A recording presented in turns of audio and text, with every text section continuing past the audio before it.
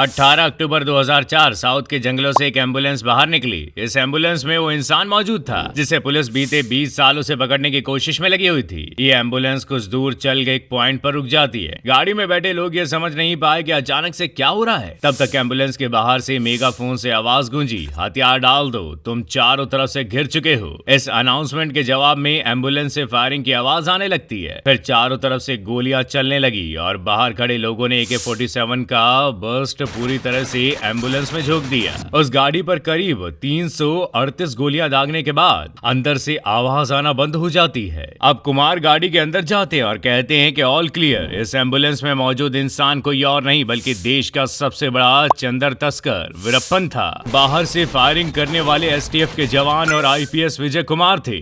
आज की इस वीडियो में हम बात करेंगे वीरप्पन की। वो वीरप्पन जिसने अपनी बड़ी बड़ी मूंछों से साउथ इंडिया के पूरे जंगलों को बांध कर रखा था, जिसकी दहशत इतनी थी कि उस समय आतंक का दूसरा नाम ही वीरप्पन था। इस अकेले ने करीब 200 लोगों को मौत के घाट उतार दिया, जिसमें पुलिस ऑफिसर से लेकर फॉरेस्ट ऑफिसर्स और वो सभी लोग शामिल थे जो इसके खिलाफ गए। वीरप्पन ने अपनी पूरी जिंदगी में लगभग 2000 हाथियों का शिकार किया। इसे पकड़ने के लिए सरकार के करीब 100 करोड़ रुपए खर्च हो गए थे। वीरप्पन के नाम से मशहूर इस इंसान का असली नाम कूज मुनिस्वामी वीरप्पन था। वीरप्पन सिर्फ 17 साल का था जब इसने पहली बार किसी हाथी का शिकार किया था। इसके शिकार करने का भी अपना एक अलग अंदाज था। ये हाथियों के माथे के बिल्कुल बीच में गोली मारकर उनका शिकार किया करता था। वीरप्पन सिर्फ चंदन तस्करी नहीं था, इसके अलावा वो हाथी दांत की तस्करी किया करता था। लोगों की किडनैपिंग, पुलिस और फॉरेस्ट ऑफिसर्स की हत्या में भी उसका हाथ था। वीरप्पन का आतंक इतना बढ़ चुका था जो 3 राज्यों की सरकार भी मिलकर इसका कुछ नहीं बिगाड़ पाई। इसकी तलाश में 20 साल तक पुलिस ऑफिसर जंगल जंगल भागते रहे और कहा जाने लगा था कि वीरप्पन को तभी पकड़ा जा सकता है जब वो खुद की मर्जी से सरेंडर कर दे। लेकिन ऐसा भी नहीं था कि वो कभी पकड़ा ही नहीं गया हो। एक बार वन अधिकारी श्रीनिवास ने वीरप्पन को गिरफ्तार किया था, लेकिन उनके जूनियर ऑफिसर की बेवकूफी की वजह से वो फरार हो गया। वीरप्पन ने सरदर्द के बहाने तेल मांगा और तेल को सर के बजाय हाथों में लगाया, जिसके बाद कुछ ही देर में उसके हाथ हथकड़ियों से आजाद हो गए। वीरप्पन की खूंखारियत का यह आलम था कि जिस श्रीनिवास ने उसे गिरफ्तार किया उसने आजाद होने के बाद उसका सर धड़ से अलग कर दिया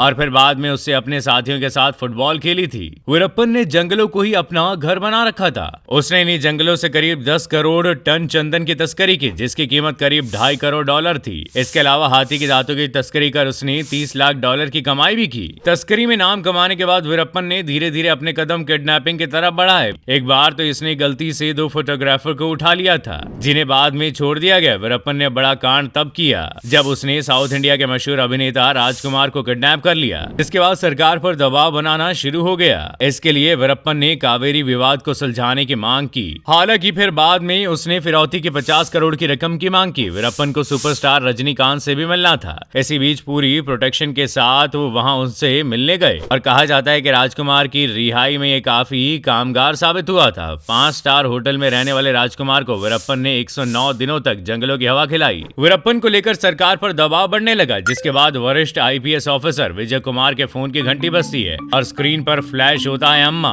ये फोन कॉल जयललिता की थी। बिना समय गवाते हुए वो मुद्दे पर आती है और कहती है, हम आपको तमिलनाडु स्पेशल टास्क फोर्स का लीडर बना रहे हैं, जल्द से जल्द इस केस को निपटाएं। IPS विजय भी ऐसे ही किसी मौके की घात लगाए बैठे थे। बस तभी से शुरू होता है ऑपरेशन कोकन। वीरप्पन को वीडियोस बनाने का बहुत शौक था। वो ज्यादातर अपनी वीडियोस बनाकर शेयर किया करता था। इसी में से किसी एक वीडियो से पता लगा कि वीरप्पन की आंख में प्रॉब्लम है। दरअसल एक बार अपनी मूंछों पर हिजाब लगा रहा था, तभी उसकी आंखों में डाई की कुछ छींटे चली गई। इसी का फायदा उठाते हुए विजय वीरप्पन के लिए जाल बुनते हैं, जिसमें वीरप्पन बड़ी ही आसानी से फंस जाता है। वीरप्पन की गाड़ी पर करीब 338 बुलेट्स चलाई गई थी, लेकिन वीरप्पन को सिर्फ 3 लगी थी। उसने अपनी शानदार मूंछों को कटाकर छोटी कर लिया था, जिसकी वजह से वो बिल्कुल भी पहचान में नहीं आ रहा था। ऑपरेशन खत्म होने के बाद विजय जयललिता को फोन करते और वीरप्पन की खबर देते और यही वीरप्पन का चैप्टर खत्म हो जाता है। आप वीरप्पन के बारे में कितना जानते हैं हमें कमेंट करके जरूर बताइएगा।